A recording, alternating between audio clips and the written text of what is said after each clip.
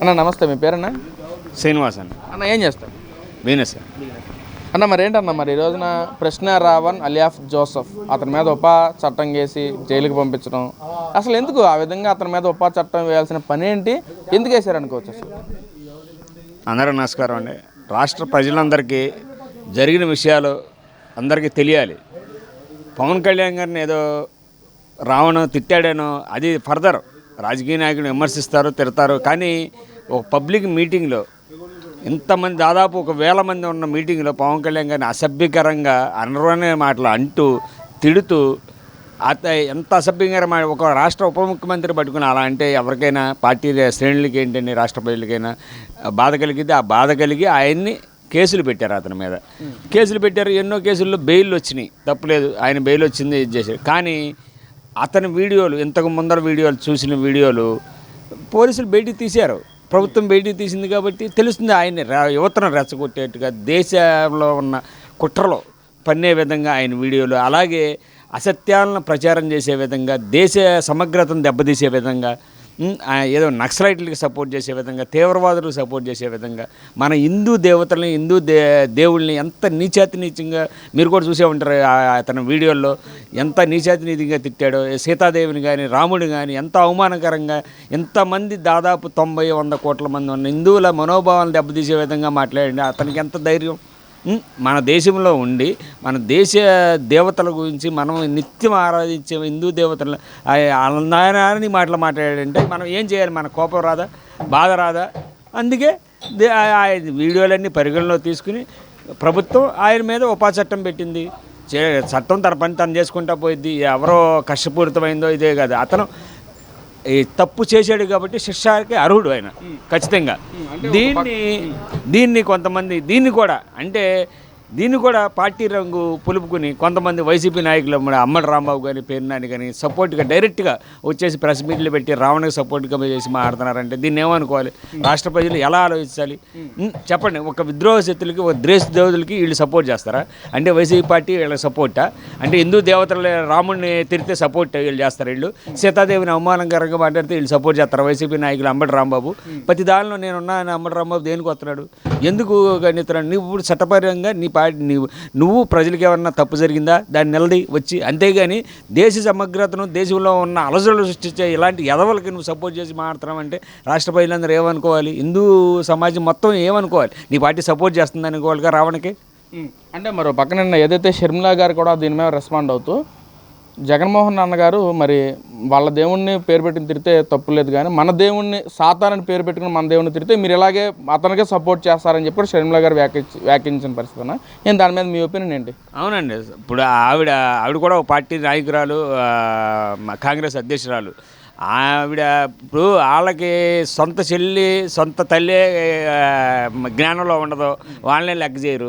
ఇంకా దేవుళ్ళ గురించి ఎలా మాట్లాడతారు, దేవుళ్ళకి తిట్టిన వాళ్ళు ఎలా సపోర్ట్ చేస్తారని ఇప్పుడే చూసాం కదా మనకి.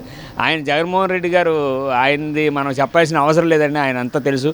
ఆయన ఉన్నప్పుడు ఎన్ని దేవాలయాల దాడులు జరిగినాయో అవన్నీ మనం చూడండి కాదు. వాళ్ళు అప్పుడు చేసిందే ఇప్పుడు చేస్తున్నారు. ఇప్పుడు తెలుస్తుంది కదా, హిందూ వ్యతిరేకంగా చేసేదానికి ఇప్పుడు కనపడింది. రావణ్కి సపోర్ట్ చేస్తామే, అమ్మడి రాంబాబు, పేర్నాని వీళ్ళందరూ వైసీపీ నాయకులు వచ్చి సపోర్ట్ చేస్తే హిందువుకి ఎప్పుడైతే మనం 2019లో ఉన్నప్పుడు వాళ్ళ వైసీపీ పార్టీ అధికారంలో ఉన్నప్పుడు హిందూ దేవాలయాల మీద, రథాల మీద దాడులు జరిగి ఎన్నో కుట్రపూరితలుగా జరిగినాయో అవే ఇప్పుడు కూడా సేమ్ ఈ రావణ సపోర్ట్ చేస్తూ హిందూ దేవతలు తిట్టిన రావణ సపోర్ట్ చేస్తున్నారంటే వాళ్ళ మనసులో ఉద్దేశం మన రాష్ట్ర ప్రజలందరికీ అర్థమవుతుంది కదా. మరి ఈ రోజున అదే ప్రశ్న రావణకు సంబంధించి అతను కూడా ఆ ఛానల్కి సంబంధించిన మొత్తం ఎక్విప్మెంట్ మొత్తం కూడా వైసీపీ ఇంద్రసేన నాయుడు అనే అతని దగ్గరే ఉండటం, ఇంద్రసేన రెడ్డి అనే అతని దగ్గర ఉండటం ఏంటంటే అతనంటే అతనికి ఇతనికి మధ్య సంభాషణ కానీ జరిగిన విధాలు కానీ ఛానల్స్ మొత్తం కూడా ఎలా చూడొచ్చు అంటారు? ఇది అంతా కుట్రపూరితమేనండి మొత్తం. దాని వెనకాల ఈ ఒక ఛానల్గా దాదాపు 200, 300 యూట్యూబ్ ఛానళ్ళు పెట్టారు వాళ్ళు. ఏం లేదండి, వాళ్ళ టార్గెట్ ప్రజాప్రభుత్వం గురించి, దేశంలో ఉన్న రాష్ట్రంలో ఉన్న ప్రజలను, తెలుగు ప్రజలను రెచ్చగొట్టాలి, కులాలకి మతాలకి అతీతంగా విడగొట్టాలి, కలిసి ఉండకూడదు, విద్వేషాలు రెచ్చగొట్టాలి, మత విద్వేషాలు రెచ్చగొట్టాలి, కుల విద్వేషాలు రెచ్చగొట్టాలి. ఈ రెచ్చగొట్టి కావాలని వాళ్ళే బూతులు తిడతారు. మళ్ళీ వాళ్ళు ఏదన్నా చట్టం పరిధిలో తీసుకుంటే మా మీద అడగారు వర్గాల మీద దాడి ఈ దాడి ఆ దాడి అప్పుడు కులం గుర్తొచ్చేస్తుంది వాళ్ళకి. వీళ్ళు మాత్రం నోటు తెలిసి మనకి ఉన్న వాక్ స్వాతంత్రం వల్ల ఏ మాట పడితే ఆ మాట బూతులు తిట్టేయచ్చు. టీవీలో కూర్చున్నాం, ప్రెస్ మీట్లో కూర్చున్నాం, ఏదైతే తిట్టేస్తారు.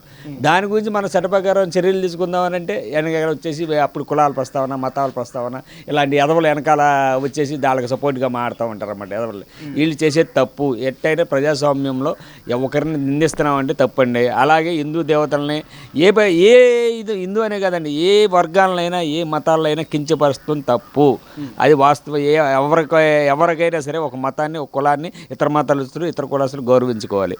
కానీ ఇప్పుడు చేసిన ఈ ద్రోహం ఏదైతే ఉందో, ఇలా మాట్లాడిస్తూ ఉందో, ఇది చాలా తీవ్రంగా ప్రజలు ఖండిస్తున్నారు. దానిలో ఒప్పుకునే ప్రసక్తే లేదు. చట్ట ప్రకారం తగిన చర్యలు. దీని వెనకాల ఎంతమంది ఉన్నారు, ఎవరున్నారు, వైసీపీ పేడ్ బ్యాచ్ ఎంతమంది ఉన్నారు, ఎక్కడ దాక్కుని ఎలాంటివి చేపిస్తున్నారు, ఇవన్నీ బయటికి తీస్తా. ఖచ్చితంగా గవర్నమెంట్ అయితే వదిలే ప్రసక్తే లేదు. అంటే అన్న ఇక్కడ ఏదైతే వైసీపీ నాయకులంతా ఫస్ట్ ఏమో అసలు మాకు రావణ్కి ఎలాంటి సంబంధం లేదు అని చెప్పి మాట్లాడారు. మరి ఇదే రోజున అందరూ కూడా రావణ్ గురించి సపోర్ట్ చేస్తూ మాట్లాడటం ఎలా చూడొచ్చు అంటారన్న? అదేనండి, రావణ్కి ఫస్ట్ ఏమన్నారు ఈ వైసీపీ నాయకులంతా, మాకు సంబంధం లేదు, మాకు సంబంధం లేదు, మాకు సంబంధం లేదండి.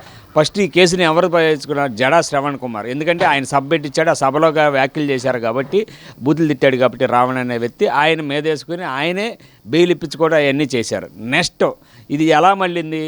తర్వాత ఏ లాయర్ వచ్చాడు? జడా శ్రవణ్ కుమార్ని పక్కన పెట్టేసి వైసీపీకి సంబంధించిన లాయర్ పొన్నవోలు సుధాకర్ రెడ్డి గారు వచ్చి రంగంలో దిగి ఆయన కేసు టేకప్ తీసుకున్నారు. ఇది ఎవరి ఆదేశాలతో ఆయన వచ్చాడు చెప్పండి? ఎవరో వైసీపీ ఆదేశాలతోనే. వైసీపీకి సంబంధించిన లాయర్ ఆయన జగన్మోహన్ రెడ్డి గారికి నమ్మకస్తుడైన లాయర్. ఆ లాయరు ఈ రావణ్ తరపున వాదిస్తున్నాడంటే మనమంతా ఏం అర్థం చేసుకోవాలి? ఎంతమంది దీని వెనకాల ఉన్నారని అర్థం చేసుకోవాలి. ఎంతమంది పేర్లు బయటకు వస్తాయి అనుకోవాలి. మళ్ళీ ఇంకొకటి, ఒక ఎదవ ఉన్నాడు, ఒక సన్నాసి ఉన్నాడు, ఎక్కడో కూర్చున్నాడు, రాష్ట్రానికి సంబంధం లేదు, దేశానికి సంబంధించిన పోటీ చేస్తే 100 ఓట్లు రాలా ఎదవకి, ఆ ప్రకాష్ రాజ్ అనే ఎదవకి. అక్కడ కూర్చుని నేనున్నాను, నేను చూశాను, అక్కడ కూర్చుని వీడియోలు పెడతాడు ఎదవా సన్నాసి. ఆడికి చెప్పులతో తన్నించుకునే రోజు త్వరలోనే హిందువులతోనే ఆడికి గట్టిగా పడతాయి. ఎన్నోసార్లు ఆడి అసభ్యకరంగా దేశ నాయకుల గురించి, హిందూ దేవతల గురించి ఇప్పుడు నిన్న కూడా చూసాం. ఆడి ఎదవ వీడియోలు, ఎదవ మాటలు మాడుతున్నాడు. చెప్పులతో తన్నించుకునే రోజు త్వరలోనే ఉండిద్ది ఆడికి కూడా చెబుతున్నాం. ఇది ఆడి పాత్ర కూడా ఎంక్వైరీ చేస్తున్నారు ప్రభుత్వం. ఖచ్చితంగా ఆడిది కూడా బయటకు వస్తే మాత్రం, ఆడియోలు కానీ వీడియోలు కానీ బయటకు వస్తే మాత్రం ఎవరిని వదిలే ప్రసక్తి లేదు ఈ విషయంలో. థ్యాంక్ యూ అన్న.